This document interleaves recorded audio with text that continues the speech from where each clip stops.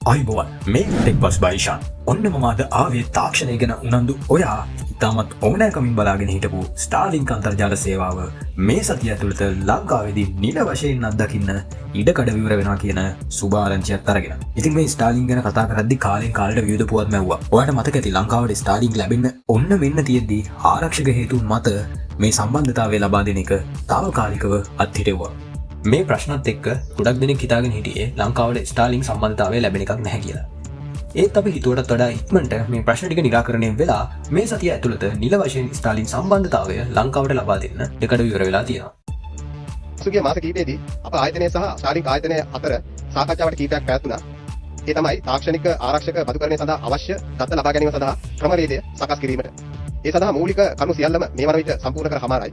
අද වන විට ස්ටාර්ලින්ක් ආයතනය ඒ සැටලයිට් බ්‍රෝඩ්බෑන්ඩ් සේවාව ලබා දීමට අවශ්‍ය තාක්ෂණික උපකරණ කට්ටල් 112ක් ලංකාවට ගෙනලා තියෙනවා. ස්ටාර්ලින්ක් කියන්නේ මොකද්ද කියලා දන්නේ නැති කෙනෙක් ඉන්නවා නම් මම පොඩ්ඩක් පැහැදිලි කරලා දෙන්නම් මොකද්ද මේ ස්ටාර්ලින්ක් කියන්නේ කියලා.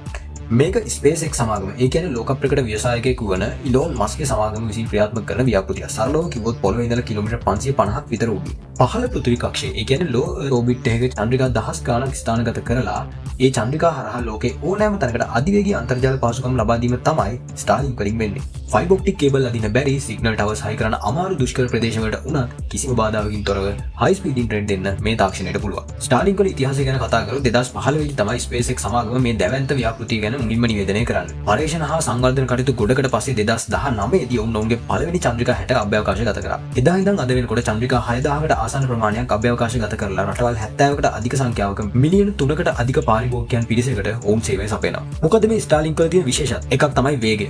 සාමාන්‍යයෙන් 100 Mbps ඉඳලා 200 Mbps දක්වා ඩවුන්ලෝඩ් ස්පීඩ් එකක් බලාපොරොත්තු වෙන්න පුළුවන්. අනික තමයි low latency එක. ඔන්ලයින් ගේම් ප්ලේ කරන ලයිව් ස්ට්‍රීම් කරන අයට මේක ගොඩක් වැදගත්. ඔයාලට මේ පේන විදියට අනිත් චන්ද්‍රිකා වලට වඩා ස්ටාර්ලින්ක් චන්ද්‍රිකා ගොඩක් පහළින් තියෙන්නේ. එතකොට latency එක ගොඩක්ම අඩුයි. හැබැයි මෙතන තියෙන issue එක තමයි සාමාන්‍ය චන්ද්‍රිකාවකට තරම් area එකක් මේ ස්ටාර්ලින්ක් චන්ද්‍රිකාවකට cover කරන්න බෑ.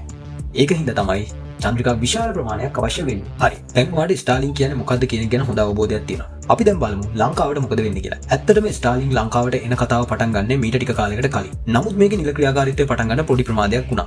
ඒකට හේතුව තමයි ශ්‍රී ලංකා විදුලි සංදේශන නියාමන කමිෂන් සභාව. ඒ කියන්නේ TRCSL එක ආරක්ෂක හේතුන් මත data dashboard එකක් SpaceX සමාගමෙන් ඉල්ලුවා. ඉතින් මේ රික්වෙස්ට් එකට SpaceX සමාගමෙන් ප්‍රතිචාර ලැබෙනකම් මේ ප්‍රොජෙක්ට් එක temporary suspend කරා. ඉතින් දැන් ඔයා කල්පනා කරනවා ඉතින් මොකද්ද මේ dashboard data කියන්නේ කියලා. ලංකාවට මේක මෙච්චර වැදගත් ඇයි කියලා. සරලවම කිව්වොත් අපේ රටේ විදුලි සංදේශන නියාමන කමිෂන් සභාවට ස්ටාර්ලින්ක් සේවාව ලංකාව තුළ අධීක්ෂණය කරන්න සහ පාලනය කරන්න ලැබෙන විශේෂ පාලන පූර්ව කන්ට්‍රෝල් පැනල් එක වගේ දෙයක්. මේක වැදගත් වෙන්නේ ප්‍රධාන කාරණා කිහිපයක් නිසා. සේවාවේ ගුණාත්මක භාවය තහවුරු කිරීමට. මේ ඩෑෂ්බෝඩ් එක හරහා ශ්‍රී ලංකාවේ ඉන්න ස්ටාර්ලින්ක් පාරිභෝගිකයන් ලැබෙන සේවාව, ලැබෙන ඉන්ටර්නෙට් ස්පීඩ් එක, ලේටන්සි එක වගේ දේවල් TRCSL එකට රියල් ටයිම් බලා ගන්න පුළුවන්. ඒ කියන්නේ ස්ටාර්ලින්ක් වලින් කියන තරම් වේගයක් අපිට ඇත්තටම ලැබෙනවද කියලා රජයට හරියටම දැනගන්න පුළුවන්. දෙවෙනි එක තමයි ජාතික ආරක්ෂාව. ඕනෑම රටක සංවේදන සේවාවක් ඒ රටේ නීතිමය රාමුව තුළ ක්‍රියාත්මක වීම අත්‍යවශ්‍යයි. ඉතින් ස්ටාර්ලින්ක් ශ්‍රී ලංකාවේ නීති රීති වලට අනුකූලව ක්‍රියාත්මක වෙනවද වගේම ජාතික ආරක්ෂාවට තර්ජනයක් නොවන විදිහට ක්‍රියාත්මක කරගෙන යනවද කියන එක තහවුරු කරගන්න මේ කන්ට්‍රෝල් පැනල් එක TRCSL එකට ඉතාමත් වැදගත් වෙනවා. ලැබෙන අලුත්ම තොරතුරු වලට අනුව TRCSL එකයි SpaceX එකයි අතර සාකච්ඡා ඉතාමත් සාර්ථකයි. මූලික අනුමැතිය ලැබිලා ඉවරයි. ඒ වගේම සේවාව පරීක්ෂා කිරීමේ අරමුණින් ස්ටාර්ලින්ක් උපාංග කට්ටල 112ක් දැනටමත් ලංකාවට ගෙන්වලා ඉවරයි. ඒ වයින් සෙට් 12ක් ලංකාවේ පළමු ස්ටාර්ලින්ක් පාරිභෝගිකින් 12 දෙනාට ලබා දීලා මේ සතිය ඇතුළත අත්හදා බැලීම් කටයුතු කරන්න තමයි ස්ටාර්ලින්ක් එක සූදානම් වෙන්නේ. TRCSL එකේ අධ්‍යක්ෂ ජෙනරාල්තුමා කියන විදිහට මේ ඩෑෂ්බෝඩ් data ලබා ගැනීමේ මූලික පියවර අවසන්. ඉතින් අත්හදා බැලීම් සහ නියාමන අධීක්ෂණ කාලය සාර්ථකව අවසන් වූ වහාම බොහෝ දුරට මේ මාසය තුලදීම ස්ටාර්ලින්ක් සේවාව නිල වශයෙන් ශ්‍රී ලංකාව තුල දියත් කිරීමට බලාපොරොත්තු වෙනවා. ඒ කියන්නේ තව වැඩි දවසක් යන කලින් ලංකාවේ ඕනම තැනක ඉඳන් කඳුකරේ දුෂ්කර ගම්මානයක ඉඳන් උනත් අධිවේගී අන්තර්ජාල පහසුකම් ලබා ගැනීමට අපිට අවස්ථාව ලැබෙනවා. මේක ලංකාවේ අන්තර්ජාල ශාස්ත්‍රයේ විශාල පිම්මක් වෙනවා නොඅනුමානයි. ඉතින් මේ වගේ අලුත්ම තොරතුරු දැනගන්න දිගටම ටෙක්පල්ස් බයිෂාන් එක එකතු වෙලා ඉන්න. අලුත් වීඩියෝ එකකින් හමු වෙනකම් ඔබට සුබ දවසක්. channel එක subscribe කරන්න අමතක කරන්න එපා.